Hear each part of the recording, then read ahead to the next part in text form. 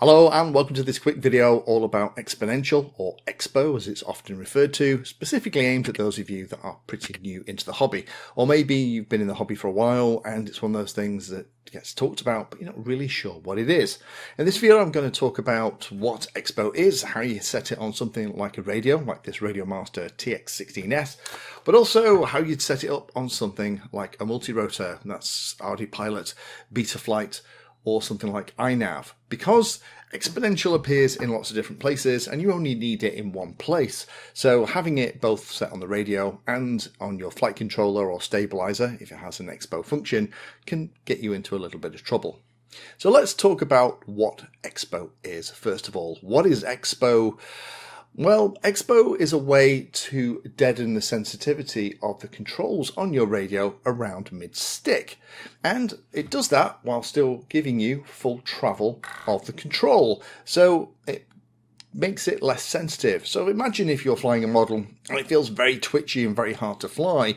Using exponential, you can deaden the sticks around the middle position, and typically EXPO is only added to aileron, elevator, and rudder, not to throttle. You don't add EXPO to throttle, but it does mean that you can make a model much easier to control, and that's why you'd want it.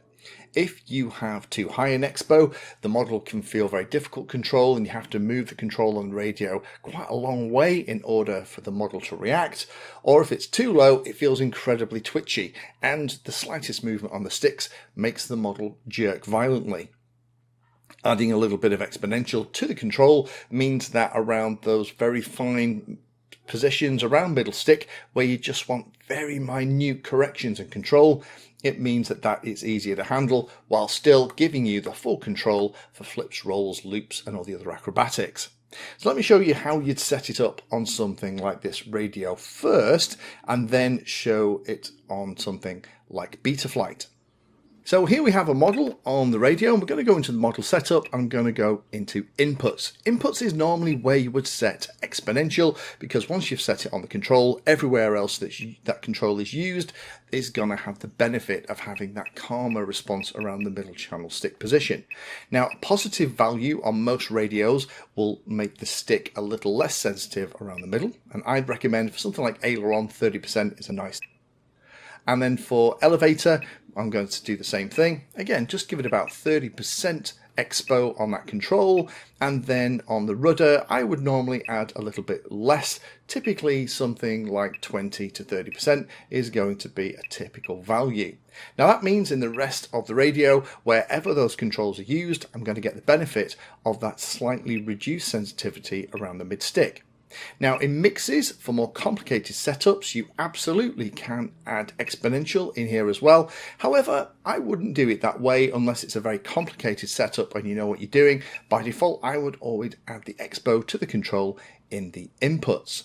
So to kind of show what it does, if we just edit this and go into the inputs, let's edit the aileron and kind of show you. This graph here on the right hand side is showing the relationship between the stick movement and the output. So if I put it on something crazy like 70% EXPO, as I move the stick, even though I move it to like halfway between the middle stick and the outer position, you can see I'm only getting a little bit of the control. Similarly the other way, it's only moving slightly. If I put it down to 0, it becomes that linear relationship, which is what it is by default, which can feel twitchy.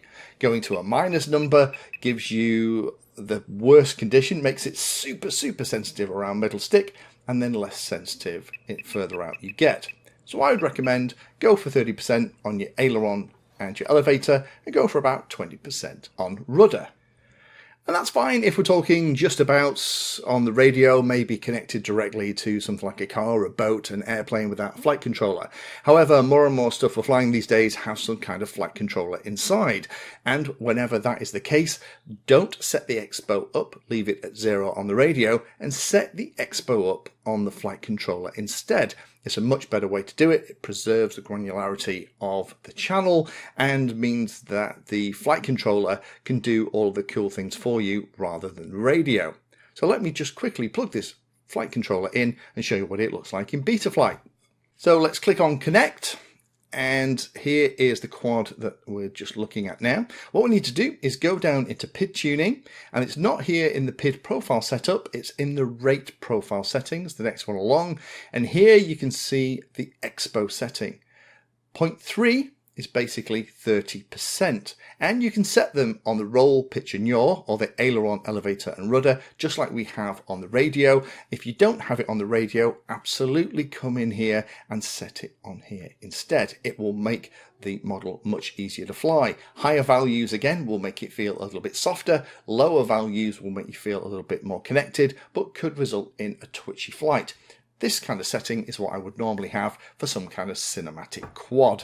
So hopefully that helps those of you who are wondering what EXPO is, why you'd want it and why you need it. In summary, exponential is absolutely a way for you to deaden the sticks around the middle position, to aid you as a pilot in flying the model smoothly and to make that model feel less twitchy. It isn't the silver bullet for all problems with a model that's too twitchy. It might be that your rates are too high, your control surfaces are moving too much on something like a plane, or you might have a problem with maybe having your rates set too high on the multi-rotor that you're flying. But by default, I would always personally recommend that you set up some kind of exponential for every model that you have. If it has a flight controller in it, set it in iNav, Betaflight or RD Pilot. If it's directly controlled and the servos and stuff are plugged directly into the outputs on a receiver, set it in the radio. But the big tip is don't set it in both places, just set it in one, and if you have a flight controller, set it in there and leave it radio with an EXPO of 0. Thank you for watching the video. If you watch my videos and find them useful, then please take a moment to hit the like and subscribe button. It helps the channel a lot. If you really like what I'm doing here, you can become a Patreon and support the time I spend helping others and get access to lots of exclusive benefits. Link is in the video description. Remember that all the videos on the channel are organized into playlists, so you can easily use those playlists to find all the videos on a subject that you are interested in. Add Painless 360 to your searches on Google and YouTube, and it'll help you find my content for any particular topic. Thanks again for watching, and as always, happy flying.